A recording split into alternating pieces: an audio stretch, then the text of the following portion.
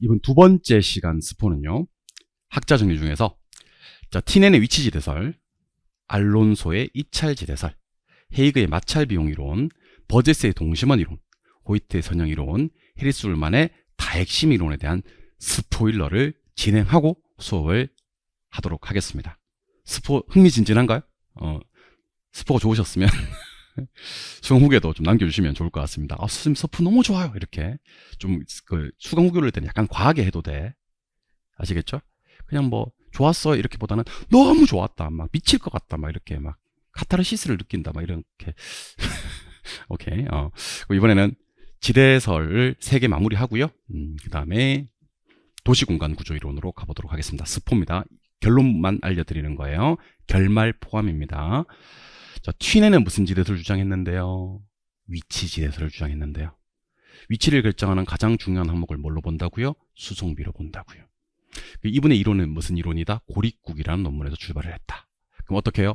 지대는 가격에서 매상고라고 하셔도 됩니다. 생산비를 빼고, 비용입니다. 빼고 뭐까지 꼭 빼야 되는데? 수송비까지 꼭 빼야 되는데, 이 지대와 수송비가 무슨 관계에 있다? 반비례 관계에 있다. 그래서 도심처럼 수송비가 접근성이 좋아서 적게 들어가는 곳에서는 지대가 많이 발생하고, 외곽으로 나아가면 점점 뭐가 많이 드니까, 수송비가 많이 드니까 지대가 떨어진다. 지대와 수송비의 무슨 관계? 반비례 관계를 기억하시면 되고요. 이걸 그래프에 옮기면 어떤 모양이라고요? 우하향한다, 이렇게 하시면 돼요. 이걸 갖다 우리는 한계지대 곡선 이렇게 부르고요. 이 한계지대 곡선의 기울기가 집약적인 놈들은 중심지에 가깝게, 조방적인 농업들은 중심지로부터 좀 멀리 떨어져요. 그래서 집약적인 농업들의 기울기는 급해지고요. 조방적인 농업들의 기울기는 완만해진다. 그래서 문제 풀다가 티넨의 위치지대설은요, 가격에서 생산비 빼고 수송비까지 뺀 게 지대다. 지대와 수송비가 반비례 관계다. 우하향하는 한계지대 곡선에서 기울기 가파른 집약적인 놈들은 중심지에 가깝게 기울기 급해지고요. 조방농업은 기울기 완만하게 외곽으로 멀리 뻗어나간다라고 기억하시면 돼요. 순서를 조금 바꿔서 헤이그의 마찰비용 이론 같이 공부하시는 게 좋아요. 헤이그의 마찰비용 이론 할 때 이 마찰비용이 누구와 누구의 합인지를 보셔야 됩니다. 항상 이거 암기하셔야 됩니다. 이거는요. 마찰비용은 지대와 교통비의 합인데, 누가 누구와 누구의 합이라고요? 마찰비용이 지대와 교통비의 합인데, 마찰비용을 100을 줬을 때, 자 보세요. 지대 10이면 교통비 90, 지대 90이면 교통비 10. 역시 지대와 교통비의 반비례 관계입니다. 그래서 우리 문제 풀다가 교통비, 수송비 강조하신 분이 우리 부동산학 통틀어서 3분 계신다 그랬어요. 그래서 수송비 강조하신 분은요, 퇴해배가 됩니다. 퇴해배. 노래는 끝까지 들으시려면 좀 있으면 우리 스포 말고 전체 강의에서 들으실 수 있습니다. 퇴해배. 튀넨은 위치지대설에서, 헤이그는 마찰비용 이론에서, 베버는 최소비용 이론에서 수송비를 각각 강조했다. 퇴해배, 수송비 강조하신 3분 이렇게 이해하시면 좋을 것 같습니다. 알론소는 입찰지대설을 주장하신 분이거든요. 알론소는 입찰지대설을 주장하신 분입니다. 입찰지대설. 입찰지대설은 다른 거 다 집어치우고 지대 지불 능력, 지대 지불 능력만 기억하시면 돼요. 지대 지불 능력이 어떤 놈한테?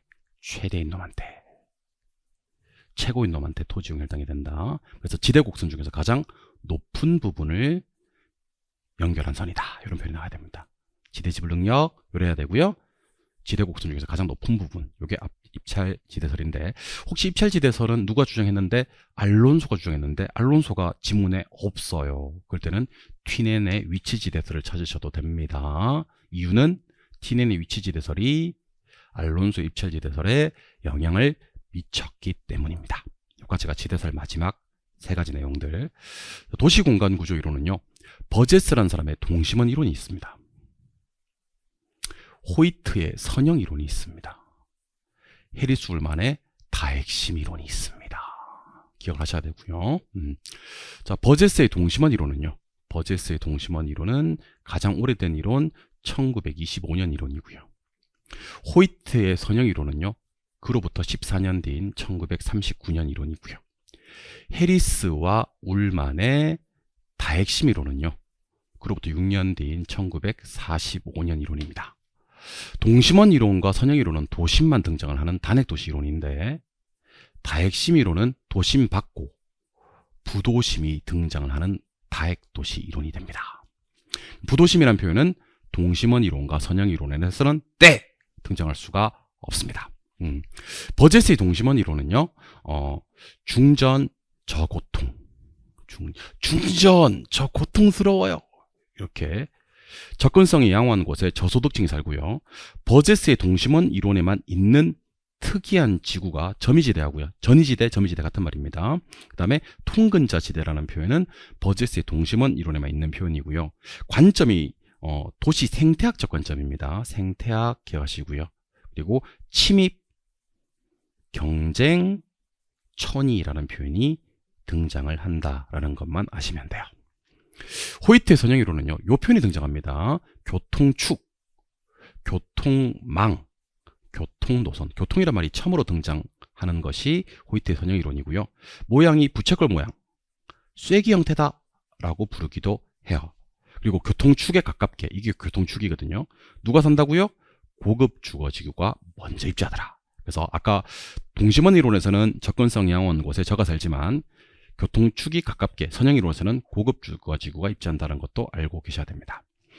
해리스 울만의 다핵심 이론은 부도심이 처음으로 등장을 하고요. 유사업종, 동종업종끼리는 모여서 입지를 합니다. 집적하고요. 이종업종끼리는 분산한다라는 표현만 기억하셔도 좋아요. 그리고 특정 시설이나 위치가 필요한 업종들 핵을 하나 가져가 버리고요. 지대 지불 능력의 차이도 핵을 하나 성립하는 원인이 됩니다. 핵이 성립하는 원인 4가지만 알고 계셔도 좋습니다. 두 번째 시간, 우리 지대론 일부와 도시공간 구조이론의 스포일러 강의였습니다. 이 강의가 궁금하신 분들은 결말까지 한번 강의 전체 영상을 한번 보시기 바랍니다. 스포 끝.